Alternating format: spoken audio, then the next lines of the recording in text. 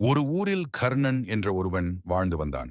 அவன் பேசுவதில் மிகவும் சாமர்த்தியமானவன். ஆனால் அந்த சாமர்த்தியம் அவனை தவறான வழிக்கு கொண்டு சென்றது. ஒரு நாள் தேவையில்லாமல் அந்த ஊரில் வாழும் முத்து என்ற ஏழை மனிதன் மீது பொய்யான குற்றம் ஒன்றை சொல்லிவிட்டான். முத்து ஊரின் பணத்தை எடுத்துக்கொண்டான் என்று கர்ணன் கூற பஞ்சாயத்து கூட்டப்பட்டது. பஞ்சாயத்தில் முத்து எவ்வளவோ அழுதும் கர்ணனின் வார்த்தைகளை நம்பிய ஊர் மக்கள் முத்துவுக்கு தண்டனை வழங்கினர். அந்த நாளிரவு கர்ணன் வீட்டிற்கு திரும்பிய போது அவன் மனம் அமைதியாக இல்லை. நான் சொன்னது உண்மையா? ஒரு நிரபராதி மனிதனை அவமானப்படுத்தி விட்டேனே என்று அவன் மனசாட்சி அவனை வாட்டியது. தூக்கம் வரவில்லை. இந்த பாவத்திலிருந்து தப்பிக்க வழி ஏதாவது இருக்குமா என்று யோசித்தான். அடுத்த நாள் ஊரின் எல்லையில் வசித்த ஒரு ஞானியிடம் சென்றான்.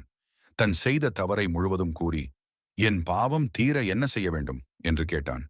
ஞானி சிறிது நேரம் அமைதியாக இருந்தார். பின் மெதுவாக, இன்று இரவு ஒரு மூட்டை உலர்ந்த மணலை எடுத்துக்கொண்டு நீ பொய் சொன்ன அந்த மனிதனின் வீட்டின் முன் பரப்பிவிடு. நாளை என்னை வந்து பார் என்றார். கர்ணன் அந்த இரவே மணலை எடுத்துச் சென்று முத்துவின் வீட்டின் முன் பரப்பிவிட்டு வந்தான். மறுநாள் காலை ஓடிப்போய் ஞானியை பார்த்தான். என் பாவம் இப்போது தீர்ந்ததா என்று கேட்டான். ஞானி சிரித்தபடி, இப்போது நீ அந்த வீட்டிற்கு போய் நேற்று இரவு பரப்பிய மணலை முழுவதும் திரும்பிக் கொண்டு வா என்றார். கர்ணன் வேகமாக ஓடினான். ஆனால் அங்கு சென்றபோது துகளளவு மணலும் இல்லை. காற்றில் பறந்து தூர தூரமாக சென்று விட்டது. அதிர்ச்சியுடன் திரும்பி வந்து, ஐயா, ஒரு சிறு மணல் கூட கிடைக்கவில்லை என்றான். அப்போது ஞானி சொன்னார், கர்ணனே, நீ பரப்பிய மணலை எப்படி மீண்டும் சேர்க்க முடியாதோ அதே போல நீ சொன்ன பொய் வார்த்தைகளையும் அவை செய்த பாதிப்பையும் திரும்ப பெற முடியாது. ஒருவர் மீது சொல்வது ஒரு வார்த்தை கூட காற்றில் பறக்கும் மணலை போன்றது.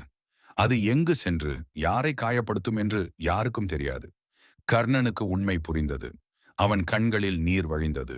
அன்று முதல் யார் மீதும் வீண்பழி சுமத்தாமல் சிந்தித்து பேசும் மனிதனாக மாறினான். பிறர் மீது பொய் சொல்லி கிடைக்கும் வெற்றி ஒருபோதும் நிலைத்திருக்காது என்பதை அவன் வாழ்க்கை உணர்த்தியது.